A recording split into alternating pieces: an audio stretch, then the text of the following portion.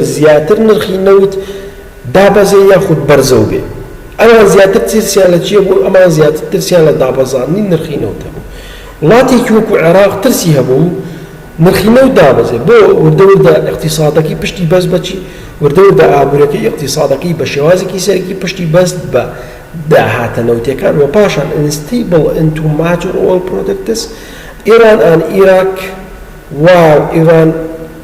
8% of the world oil supply سيركن برزان ئەم دەوڵەتانی کە بە دەوڵەتی ڕێعینەوە برێن یاخود ئەم وڵاتە تازەگە شەکردوانی وەکو عێراق و ئێران و ڤەنزوێلا و چەند دەوڵەتێکی تر وە گوتمان ترسیان هەبوو لە چی ترسیان هەبوو لە جوڵە پێکردنیان لە بەرزبوونەوە و مەزنبوونەوەی نرخەکانی نەوت و بە تەحدیدی بە دیاریکراوی لە نێوان چەوچێوە لە نێوان عێراق و ئێرانە مێژوو هەمووتان لەوەی زۆربەتان بیستی بێتتان کە لە ساڵی 1970کان حربی ئێران عێراق دەستی پێکرد چەند ساڵێکی خەیان کە ئەماش بە شێوازێک لە شێوازەکان گەورەترین کاریگەری لەسەر نرخەکانی نەوت هەبوو کەواتە ئەم دەوڵەتانە هەمیشە لە ترسان هەمیشە ئابوورەکانیان ئابووریکی لەرزۆکە هەمیشە ئابوورەکانیان ناسەقامگیرە بەهۆی ئەوەی کە بە شێوازێکی سەرەکی پێش بە داهاتە نەوتەکانە بەستێت و داهاتە نەوتەکانیش ڕاستەوخۆ پەیوەندی بە چێوە بەرەزان پەیوەندی بە ستیبڵ ئیکۆنۆمی ڕاستەوخۆ پەیوەندی بە سەقامگیری ئابووریەوە هەیە تۆ تەماشا بکە ئەگەر ئینستیبڵ ئیکۆنۆمیکە بێت ئەگەر ناسەقامگیری ئابووریە بێت ڕاستەوخۆ ئەم دەوڵەتانە زەرمەند دەبن بۆ لەبەرەوەی ڕاستەوخۆ نرخی نەوت دابەزێ بەڵام لە چی کاتێکان نرخی نەوت بەرزە بێتەوە لەو کاتەیە بەرزە بێت کە ستیبڵ ئیکۆنۆمیکمانە بێت مەسەڵەن کارگەکان مەسانەعەکان وڵاتی سین وڵاتی ئەمریکا وڵاتانی ئەوروپا هەموویان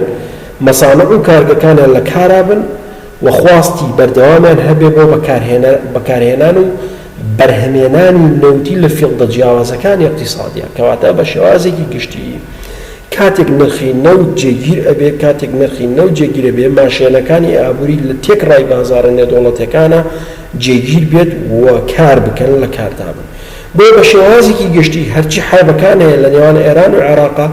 گەورەترین تەئسیراتی خراپی لەسەر چێ بێت گەورەترین تەئسیراتی خراپی لەسەر ئۆیل سەپڵای بێ و بە شێوازێکی گشتی جگەلەوەی کە نۆکەندی سوێز لە دەسەڵاتی ئێرانە کە ترانزێتی نەوتی ئەکات لە ساڵ 21 ترانزێتی نەوتی هەموو عالەمەکات لە سەدا هەشتی فعلی تەنیا و تەنیا بە حەقلی نەوتی یاخود چێلگە نەوتەکان بەدەست ئێرانەوەی لەسەر ئاستی بازاڕەکانی دنیا کەواتە ئێران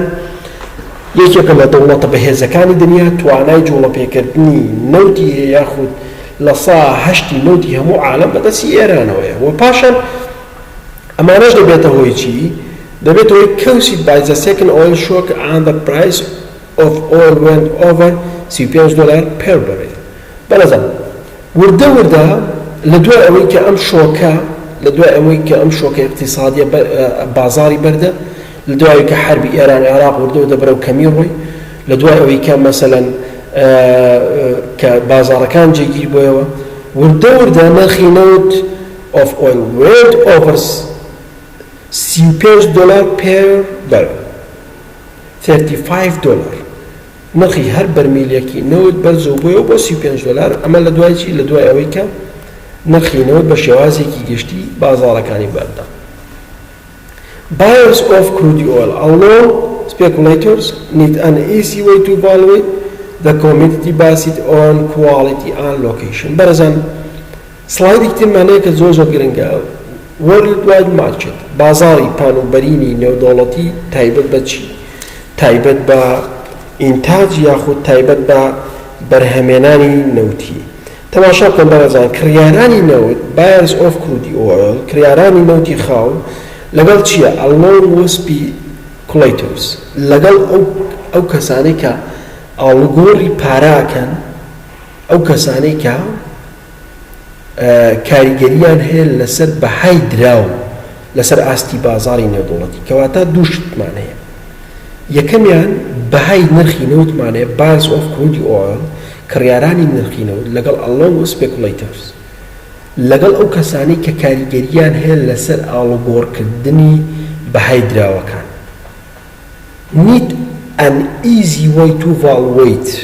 پێویستیان بە چییە؟ پێویستیان بە ڕێگایەکی ئاسان هەیە بۆ ئەوەی کە بتوانن چی بکەن؟ بۆ ئەوەی کە بتوانن بە تەواوەتی کۆنتراکتی نەوتی بکەن، بە تەواوەتی بتوانن کاریگەری بەهای درا و بە جۆرێک لە جۆرەکان پەیوەست بێ بە نرخی نەوتەوە. کەواتە بەڕێزان دوو شت هەیە زۆر گرنگە. یەکەمیان بەهای دراوە و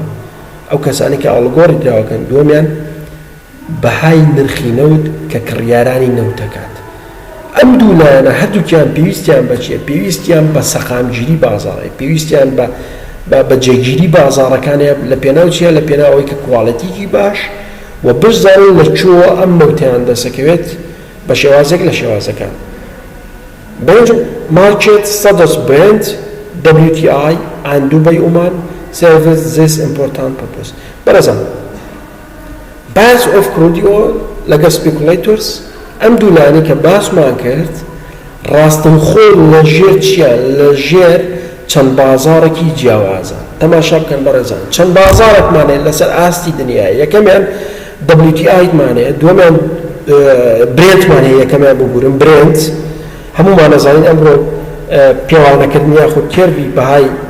نەوت بۆچی ئەگەڕێتەوە ئەڵێن نەوتی برێنت بەوەنە، نەوتی تەکساس بەوەنە، نەوتی دووبەی و عومان بەوەنە. تەماشا بکە بەڕێزان، ئەوەی کە هەمانە برێنتمانەیە WTI-مانەیە لەگەڵ دووبەیمان هەیە کە ئەمانە گرنگترین تەسیراتیان لەسەر ئەم دوو لایەنەیە کە باسماکەوە کڕیاری نەوت لەگەڵ کڕیار و ئاڵوگۆڕکردنی بەهایدراوەکان. When refiners purchase Brent contract they have a strong idea of how good of oil be and where it will come from. بەڕێزان بە شێوازێکی گشتی ئەم دەوڵەتانە کە باسمان کرد کاریگەریان هەیە لەسەر سیاسەتی نەوتی،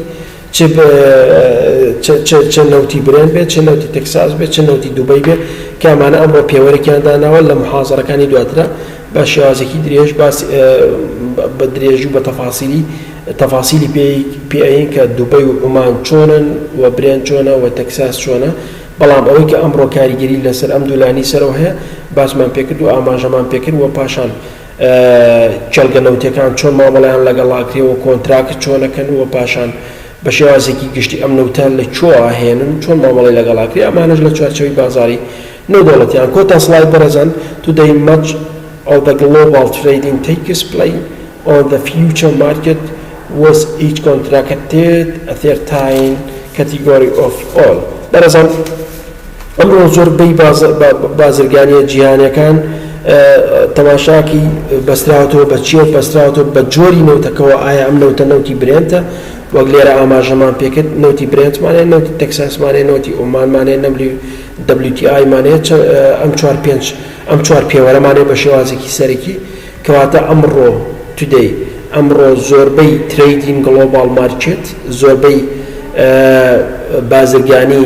لەسەر ئاستی بازاری نێودەوڵەتیە. تەماشاکی پشت بە چیە بەستێت؟ بە شێوازێکی سەرەکی بۆ داهاتوو پشت بۆ جۆری نەوتەکە بەستێت category of oil،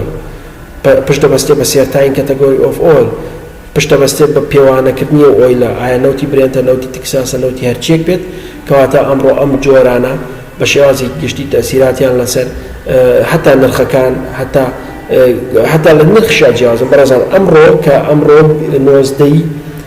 چواری 2020 تەماشاکەی نرخی هەر بەرمیلە نەوتێک $6.53 لە $63 ببوورن $6.53 بۆ $64 مامەڵی پێواکرێت لە بازارەکانی دنیا. ئەمە نەوتی کوێ؟ نەوتی برێنت. تەماشاکەم بەڕێزان سێرتاین category of oil. ئەمڕۆ پێوانەی برێنت بۆ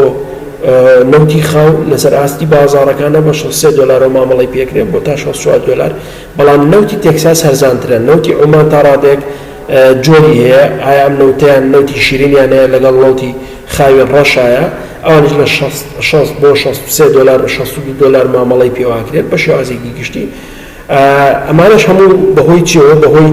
dynamic nature of supply and demand. ئەمەش بەهۆی ئەو سروشتە داینامیکەی خواست و خستنە ڕووهەیە کە value of each branch market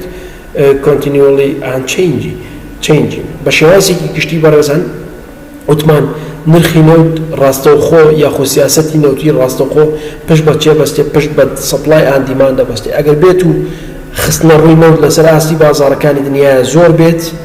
تەماشاکێ ڕاستەوخۆ چی ئەبێت؟ ڕاستەوخۆ value ڕاستەوخۆ بەهای نرخی نەوت دابەزێ بەڵام بە پێچەوانەوە ئەگەر نرخی نەوت یاخود ئینتاجی نەوت یاخود خستنە ڕووی نەوت کەم کرایە وەکو ئێستا چۆن ڕێکخراوی ئۆپیک و ئەندامانی ئۆپیک بڕیاریان داوە ئینتاجی نەوت یاخود خستنە ڕووی نەوت کەم بکەنەوە مەسەڵەن عێراق ڕۆژانە 4 ملیۆن بەرمیل نەوتی بەرەمێنا ئێستا کەمی کردوێتەوە بۆ 3 ملیۆن یاخود 3 ملیۆن سعودی عەرەبی چەند ملیۆن بەرمیل نەوتی کێنا ئێستا 2 ملیۆن کەمی کردوێتەوە ڕووسیا بە ئاماشەوە هەموو ئەمانە ڕێککەوتون بۆ ئەوەی کە ئینتاجی نەوت کەمە بکەن لە پێناو بەرزکردنەوەی سعری نەوتە بۆیە هەموو ئەمانەش پێوترێت داینامیک نیچە سروشتێکی داینامیکی هەیە کە ڕاستەوخۆ تەسیری لەسەر سەپلای ئان دیماند هەیە کە ئەمەش ڕاستەوخۆ پەیوەستە بە بەهای ئەو نەوتەی کە لە بازاڕەکانەوە هەیە over the long term market that sold premium to the another index may suddenly become available at the discount بەڕێزان بە شێوازێکی گشتی لێرەش بۆ ماوەیەکی درێژخایەن بازاڕەکان وە گوتمان پشت بۆ ئیندێکسانە بەستن یان پشت بۆ سێرتاینانە بەستن یان بە دڵنیایی ببورن بە شێوازی گشتی پشت بۆ کەتەگۆریانە بەستن کە ئەمڕۆ پیاوانە کراوە بۆ ئەوەی کە نرخی نەوتی لەسەردا بندرێت و نرخی نەوت چۆن ئەڤایلەبڵە بێت و نرخی نەوت بۆ ماوەیەکی درێژخایەن چۆن دەوڵەتەکان ئەتوانن سوودی لەوە بێت زۆر زۆر سوپاستان دەکەم بەڕێزان هیوادارم توانی بێتمان بە شێوازێکی گشتی چاپتەری یەکمان ئاماژە پێکرد بێت ڕۆنەو کرد بێت هەمووتان نەزانن بەدڵنیایی لەلایەن قسمی شەو ئاگادارەکرێنەوە کە 2/5 ئیمتیحانی میتێرمە بێت ئێمە چاپتەرێکمان تەواو کرد لە هەفتی داهاتوو شەهر چەندێک فریاکەوتین بۆی کە بۆ میتێرمی ئێوە داخڵ بێت زۆر زۆر سوپاس بۆ گوێگرتنی ئەوەی بەڕێز هیوادارم هەموو لایەکتان تەندروست باش و سەلامەت بن دوور بوون لە هەموو نەخۆشیێک و هەمووتان